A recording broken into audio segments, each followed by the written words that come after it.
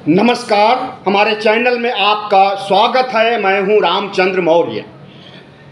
साथियों, भारतीय जनता पार्टी उत्तर प्रदेश में बड़ी हार के बाद एक तीर से तीन निशाने लगाना चाहती है। उत्तर प्रदेश को तीन खंडों में बांट करके पूर्वांचल, अवध प्रदेश और हरित प्रदेश या पश्चिमांचल के नाम से उत्तर प्रदेश को विभाजित करने का कार्यक्रम बना रही है।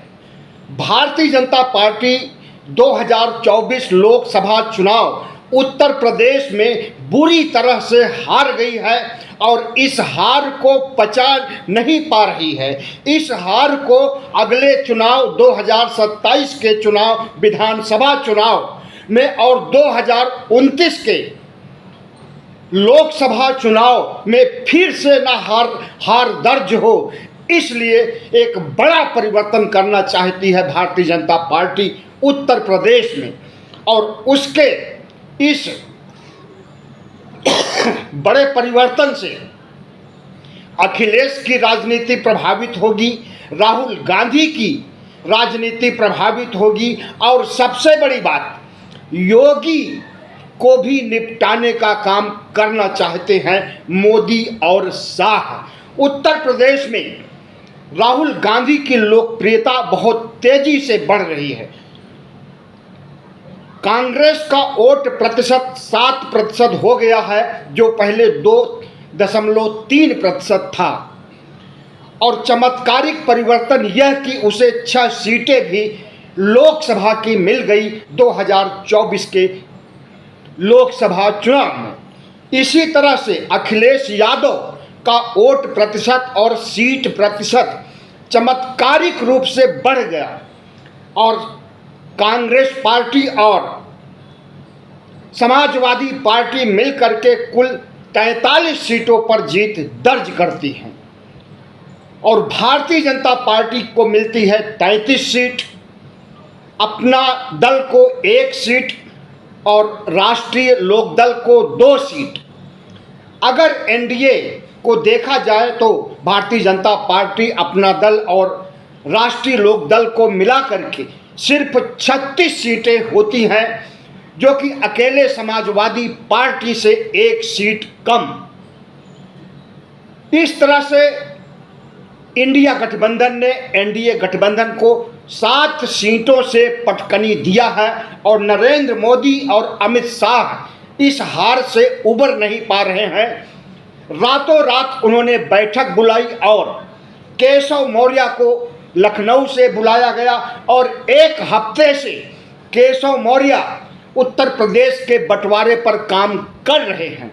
नीति आयोग के साथ मिलकर के, उत्तर प्रदेश के तमाम बड़े अधिकारियों के साथ मिलकर के, केंद्रीय सरकार के तमाम ब्यूरोक्रेट से मिलकर के उत्तर प्रदेश को बांटने, नाम रखने, राजधानियों के नाम रखने की कवायद कर रहे हैं और योगी आदित्यनाथ को इसकी भनक है, लेकिन वह इस मुद्दे पर कुछ बोल नहीं सकते हैं और उन्हें यह भी पता है कि उन्हें निपटाने की कोशिश की जा रही। याद रहे, प्रधानमंत्री नरेंद्र मोदी गुजरात में 3 बार मुख्यमंत्री रहे हैं। 2002 से 2014 तक जब तक प्रधानमंत्री नहीं बन गए, तब तक वह तीसरे टर्म में थे और वहां की राजनीति गुजरात मॉडल को लेकर के वह दिल्ली आ गए थे। योगी आदित्यनाथ का भी दूसरा टर्म चल रहा है। पहली बार 2017 में उन्हें मुख्यमंत्री बनाया गया, जबकि केशव प्रसाद मौर्य को बनाए जाने का प्रस्ताव था और उनके पार्टी अध्यक्ष रहने की वजह से ही बड़ी जीत हुई थी। लेकिन हिंदुत्व की प्रयोगशाला आरएसएस उत्तर प्रदेश को बनाना चाहता था, इसलिए योगी आदित्यनाथ को उत्तर प्रदेश में प्रतिष्ठापित करना जरूरी था और उसकी वह योजना सफल भी हुई। 2017 के बाद 2022 में फिर से भारतीय जनता पार्टी की सरकार बनती है और योगी आदित्यनाथ को मुख्यमंत्री बनाया जाता है। लेकिन दूसरे टर्म से ही योगी आदित्यनाथ और शाह के बीच तलवार खिंची हुई है, जोर आजमाइश चल रही है, रस्सा कसी हो रही है और एक गुट दूसरे गुट पर हावी होना चाहता है। योगी आदित्यनाथ भारत के अगले प्रधानमंत्री बनना चाहते हैं और दूसरी तरफ शाह भी भारत के प्रधानमंत्री बनना चाहते हैं नरेंद्र मोदी के बाद। तो योगी और शाह में प्रधानमंत्री पद को लेकर के अभी से घमासान छिड़ा हुआ है और इसी घमासान को निपटाने के लिए, या यूं कहें कि योगी को निपटाने के लिए उत्तर प्रदेश को 3 खंडों में बांटने की पेशकश ही नहीं की गई है, बल्कि कार्रवाई भी शुरू हो गई है। और लोगों का कहना है, समीक्षकों का कहना है, जानकारों का कहना है कि संसद के नए सत्र में लोकसभा चुनाव 2024 में एनडीए सरकार बनने के बाद जो नया सत्र संसद का शुरू होगा 27 जून से, इसी सत्र में उत्तर प्रदेश के बंटवारे के लिए बिल रखा जाएगा। उत्तर प्रदेश का बंटवारा पहली बार नहीं हो रहा है। 2000 में, नवंबर 2000 में बंटवारा हुआ था और उत्तराखंड एक राज्य बन करके लाया गया था, जिसमें 13 पहाड़ी जिले हैं, कुछ मैदानी जिले भी हैं। लेकिन उत्तराखंड, झारखंड, छत्तीसगढ़, तेलंगाना जैसे तमाम राज्य जो कि हाल ही में, या यूं कहें कि कुछ वर्षों में बनाए गए हैं, उन्हें बनाए जाने के पीछे वहाँ के उस इलाके के निवासियों की मांग थी और एक संगठन उसके लिए तैयार हुआ और हर संगठन अपने अपने लिए राज्य की मांग किया और उसे राज्य का दर्जा दिया गया। झारखंड मुक्ति मोर्चा झारखंड में आंदोलन शुरू किया, टीआरएस आंध्र प्रदेश में आंदोलन शुरू किया, इसी तरह छत्तीसगढ़ में और अन्य राज्यों में आंदोलन की शुरुआत की गई थी और राज्य का दर्जा उन्हें दिया गया। और जिन संगठनों ने अलग राज्य की मांग किया था, वही मुख्यमंत्री बने, उन्हीं की सरकार बनी।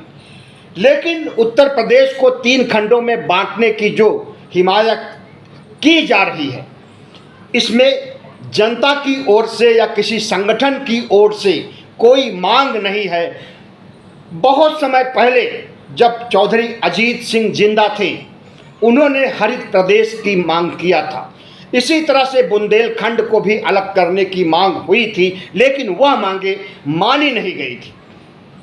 नवंबर 2011 में मायावती ने उत्तर प्रदेश को 5 खंडों में बांटने के लिए फाइल मनमोहन सिंह सरकार को भेजी थी, लेकिन मनमोहन सरकार ने उसे सिरे से नकार दिया था।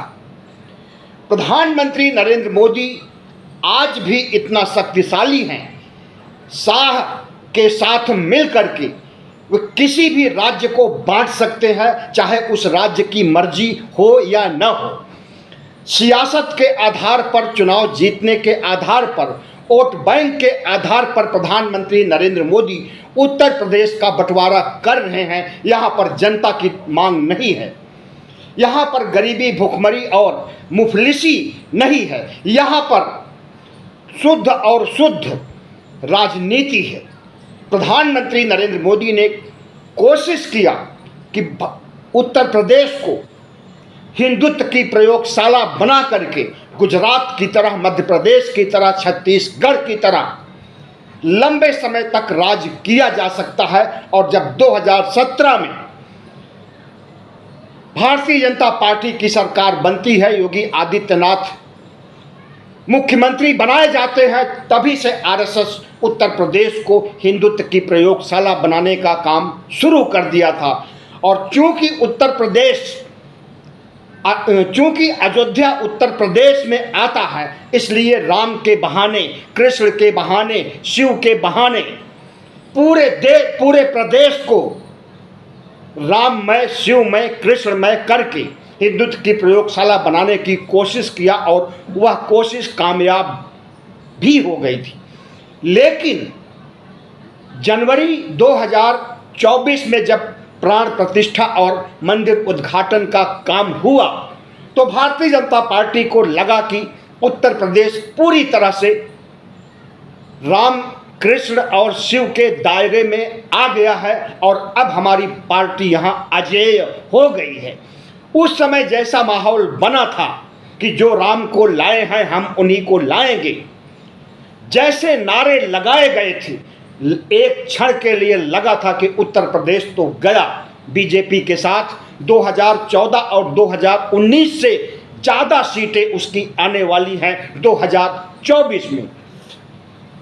लेकिन हुआ उसका उल्टा, परिस्थितियां बदल गई, इंडिया गठबंधन बना और उसके बाद जो परिस्थितियां बनी उसके तहत राम मंदिर का मुद्दा, प्राण प्रतिष्ठा का मुद्दा कहीं नीचे दब गया और संविधान का मुद्दा, भूखमरी का मुद्दा, गरीबी का मुद्दा, बेरोजगारी का मुद्दा सतह पर आ गया।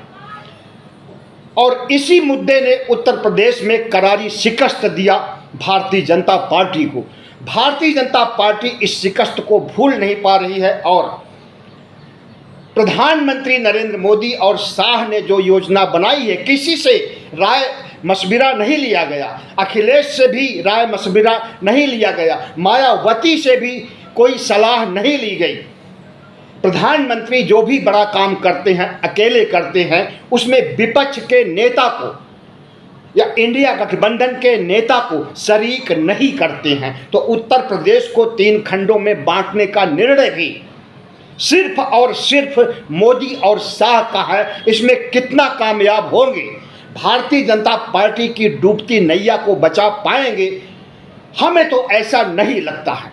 क्योंकि उत्तर प्रदेश को जिस तरह से 3 खंडों में बांटना चाहते हैं उसके खिलाफ है अखिलेश यादव, और अखिलेश यादव का अखंड उत्तर प्रदेश का नारा आज का नहीं है, और वह अखंड उत्तर प्रदेश का नारा, उत्तम प्रदेश का नारा फिर से गुंजायमान हो जाएगा। और हो सकता है कि प्रधानमंत्री नरेंद्र मोदी और शाह जिस तरह से उत्तर प्रदेश को विभाजित करना चाहते हैं, खंड खंड करना चाहते हैं, इसके लिए जमीनी स्तर पर आंदोलन भी शुरू हो जाए। बुंदेलखंड, पश्चिमी उत्तर प्रदेश, मध्य उत्तर प्रदेश को आजकल अवध कहा जा रहा है, पहले भी कहा जाता था पूर्वांचल, हर जगह से आवाज उठ सकती है भारतीय जनता पार्टी के खिलाफ। अगर ऐसा हुआ, अगर जनमानस को बदलने में जो भारतीय जनता पार्टी खंड खंड पाखंड को आगे कर रही है, अगर इस नैरेटिव को अखिलेश यादव, राहुल गांधी जनता के बीच ले जाएंगे और जमीनी स्तर पर मुद्दों की बातें रखते हुए इसे रखेंगे, तो हमें लगता है कि कोई भी नहीं चाहता है कि वो अखंड उत्तर प्रदेश को खंड खंड में तब्दील किया जाए। बहरहाल भारतीय जनता पार्टी की पूरी तैयारी हो चुकी है और गोदी मीडिया बड़े पैमाने पर इसका प्रचार करने वाला है। सोशल मीडिया में भारतीय जनता पार्टी का आईटी सेल भी सक्रिय हो गया है और मोदी और शाह के नैरेटिव को अफवाह के रूप में और एक बड़े मुद्दे के रूप में उत्तर प्रदेश सहित पूरे देश में पहुंचा रहा है। 2007 में मायावती ने 5 हिस्सों में बांटने की बात कही थी, लेकिन 2011 में उन्होंने प्रस्ताव भेजा था मनमोहन सरकार के पास, जिसे उस समय के सचिव आरके सिंह ने ठुकरा दिया था, यह कहते हुए कि उत्तर प्रदेश को बांटने के लिए हड़बड़ी में या जल्दीबाजी में कोई भी निर्णय नहीं लिया जा सकता। लेकिन वही हड़बड़ी और वही जल्दबाजी आज प्रधानमंत्री नरेंद्र मोदी दिखा रहे हैं। प्रधानमंत्री नरेंद्र मोदी हड़बड़ी में ही जीएसटी लाए, हड़बड़ी में ही नोट बदलने का निर्णय लिया और उनके ये दोनों प्लान बुरी तरह से फ्लॉप हो गए और इससे कितना आर्थिक नुकसान हुआ, कितना छोटे कारोबारियों का नुकसान हुआ, कितनी मौतें हुई, आप अच्छी तरह से समझ रहे होंगे। तो प्रधानमंत्री नरेंद्र मोदी और शाह का हड़बड़ी में लिया गया निर्णय उत्तर प्रदेश को 3 खंडों में बांटने की पेशकश और उस पर अमल शुरू हो गया। अमली जामा पहनाने का काम केशव मौर्य के जरिए शुरू कर दिया गया है। अब देखिए यह कहाँ तक सार्थक हो पाता है। लेकिन इतना जरूर है कि उत्तर प्रदेश में हुई बड़ी हार की वजह से इस प्लान को आजमाया जा रहा है। भारतीय जनता पार्टी का मानना है कि उत्तर प्रदेश को 3 खंडों में बांटने के लिए कोई डिमांड नहीं हो रही, लेकिन इसके पहले कई वर्षों पहले डिमांड हुई थी और तत्कालीन सरकारों ने इसे नज़रअंदाज किया था। लेकिन आज उसे जब अमली जामा पहनाया जा रहा है और उत्तर प्रदेश को 3 खंडों में बांटा जा रहा है तो जन समर्थन उनके साथ होगा, और जब जन समर्थन साथ होगा तो वोट अपने आप ही ईवीएम तक पहुंच जाएगा भारतीय जनता पार्टी का, और भारतीय जनता पार्टी की खो रही जमीन उसे वापस मिल जाएगी। अखिलेश यादव को निपटाने की कोशिश इसलिए कर रहे हैं क्योंकि प्रधानमंत्री नरेंद्र मोदी हिंदुत्व की प्रयोगशाला के सामने अखिलेश यादव को सबसे बड़ा दुश्मन पाते हैं। अखिलेश के बाद राहुल गांधी को दूसरे नंबर का दुश्मन पाते हैं। हालांकि मोदी जी की लोकप्रियता उत्तर प्रदेश में घट गई है। अखिलेश के अनुपात में तो घटी ही है, राहुल गांधी के अनुपात में भी नरेंद्र मोदी की लोकप्रियता घटी है। हाल ही में CSDS का एक आंकड़ा आया है, एक सर्वे रिपोर्ट आई है जिसमें कहा गया है कि उत्तर प्रदेश के 32% लोग प्रधानमंत्री नरेंद्र मोदी को फिर से प्रधानमंत्री के रूप में देखना चाहते हैं, लेकिन 36% लोग राहुल गांधी को प्रधानमंत्री के रूप में देखना चाहते हैं। प्रधानमंत्री नरेंद्र मोदी इस रिपोर्ट से बहुत आहत हुए हैं और उन्हें लगता है कि अगर हम उत्तर प्रदेश को बांट देंगे तो जो 3 राज्य बनेंगे, हर तीनों राज्यों में हमारी सरकार होगी, क्योंकि हमें श्रेय मिलेगा उत्तर प्रदेश के बंटवारे का। किसी संगठन की वजह से, किसी संगठन के मांग और भूख हड़ताल धरना प्रदर्शन की वजह से बंटवारा नहीं हो रहा है। अगर संगठन होता भूख हड़ताल धरना प्रदर्शन से, उसकी बात मांगी जाती, बंटवारा किया जाता, तो सारा का सारा श्रेय संगठन को जाता और संगठन की सरकार बनती। लेकिन संगठन सामने नहीं है, अकेले नरेंद्र मोदी और उनकी पार्टी है जो कि बंटवारा करके पूरा श्रेय लेना चाहती है और अखिलेश यादव और राहुल गांधी का तंबू उखाड़ फेंकना चाहती है। अब इसमें कितना कामयाबी मिलती है नरेंद्र मोदी को कुछ नहीं कहा जा सकता है, लेकिन इतना जरूर है कि राम मंदिर का मुद्दा नहीं चला, मोदी की गारंटी का मुद्दा नहीं चला। मोदी जी ने जो सब्जबाग और जुमले दिखाए वह मुद्दा नहीं चला। योगी का हिंदुत्व कार्ड भी नहीं चला और उत्तर प्रदेश में बड़ी हार हो जाती है।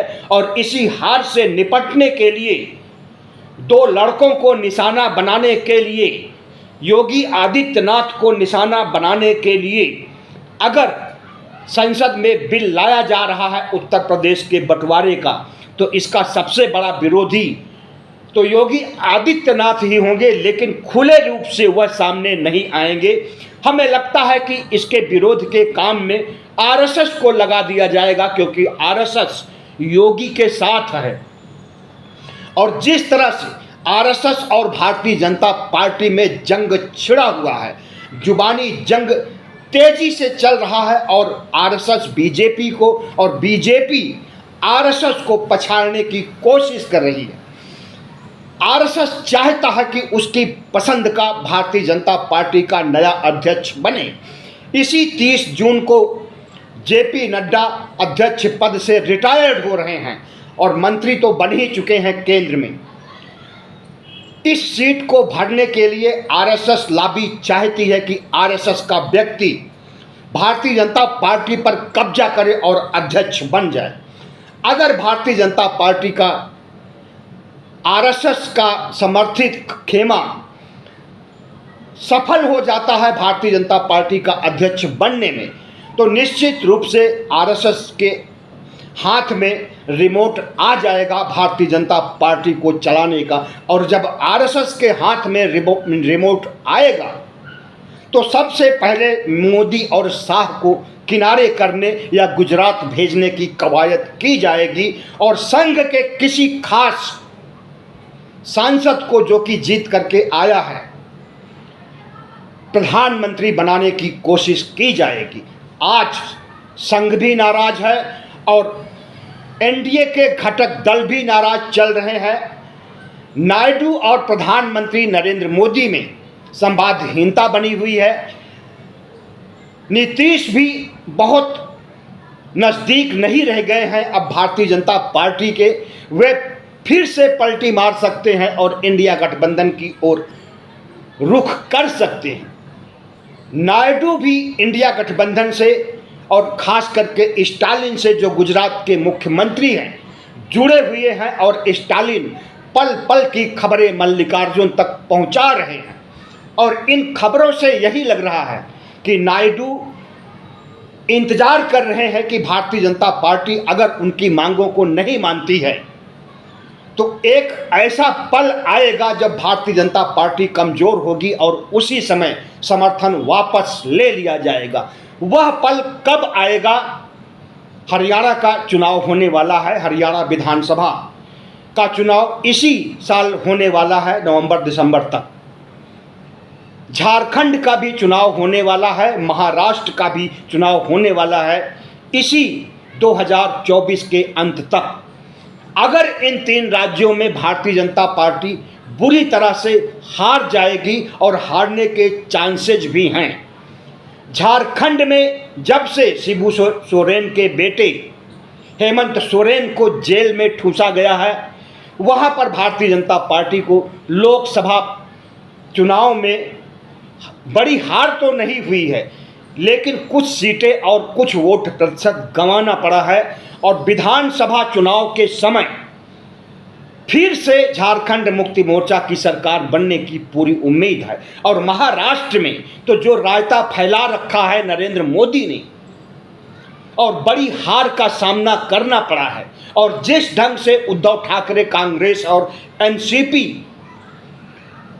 की तिकड़ी काम कर रही है, वहां पर भी बुरी हार होने वाली है भारतीय जनता पार्टी की। लोकसभा की हार से भी ज़्यादा बड़ी हार विधानसभा चुनाव में होने वाली है। तो लोकसभा चुनाव में अगर महाराष्ट्र, झारखंड और हरियाणा में भारतीय जनता पार्टी की हार होती है तो वही सही वक्त होगा नायडू को समर्थन वापस लेने में या दबाव डाल करके अपनी सारी की सारी मांगे मनवा लेने में। तो जिस तरह से लोकसभा चुनाव के बाद परिस्थितियां बदली हैं और प्रधानमंत्री नरेंद्र मोदी एक नए अवतार के रूप में आकर के उत्तर प्रदेश का मसीहा बनना चाहते हैं और उत्तर प्रदेश को 3 खंडों में बांट करके हर जगह अपनी सरकार बनाने की कोशिश का मंसूबा पाल रखे हैं, इससे यही माना जा सकता है कि भारतीय जनता पार्टी चुनाव जीतने के लिए कुछ भी कर सकती है, किसी प्रदेश को खंड खंड में भी बांट सकती है। उत्तर प्रदेश को बांटने का कॉन्सेप्ट कोई नया नहीं है। बाबा साहब डॉक्टर भीमराव अंबेडकर उत्तर प्रदेश को 3 खंडों में बांटने की सलाह दे चुके हैं। नेहरू 4 खंडों में बांटने की सलाह दे चुके थे 1964 से पहले। उसके बाद अगर चौधरी चरण सिंह ने भी हरित प्रदेश का समर्थन किया था, पश्चिमी उत्तर प्रदेश को बांटने का, बुंदेलखंड को बांटने का और उत्तर प्रदेश को 3 खंडों में बांटने का पहल भी किया गया था, आंदोलन भी किया गया था, धरना प्रदर्शन भी किया गया था करीब 2 दशक पहले। लेकिन उस समय इस धरने को नज़रअंदाज किया गया, क्योंकि समाजवादी पार्टी अखंड उत्तर प्रदेश चाहती थी। मुलायम सिंह का कॉन्सेप्ट था कि हम उत्तर प्रदेश को उत्तम प्रदेश बनाएंगे और इसे अखंड प्रदेश के रूप में हम जिंदा रखना चाहेंगे। याद रहे, भारतीय जनता पार्टी की जिन जिन प्रदेशों में बड़ी हार हुई है, लगभग सभी प्रदेशों को बांटने की चर्चाएं चल रही हैं। उत्तर प्रदेश के बाद राजस्थान में लगभग आधी सीटें कांग्रेस ने जीत लिया है और राजस्थान को भी बांटने के लिए मंथन भारतीय जनता पार्टी में चल रहा है। महाराष्ट्र में विदर्भ के इलाके को भी बांटने की कवायद के बारे में अंदर खाने में बात चल रही है और कब इसे सतह पर ला दिया जाए और उत्तर प्रदेश की तरह महाराष्ट्र और राजस्थान को भी खंड खंड में विभाजित कर दिया जाए, कुछ नहीं कहा जा सकता है। लेकिन उत्तर प्रदेश का बंटवारा भारतीय जनता पार्टी को फलदायी साबित होगा, हमें ऐसा नहीं लगता है। बहुत बहुत धन्यवाद। हमारे चैनल को सब्सक्राइब कीजिएगा, लाइक कीजिएगा और शेयर कीजिएगा।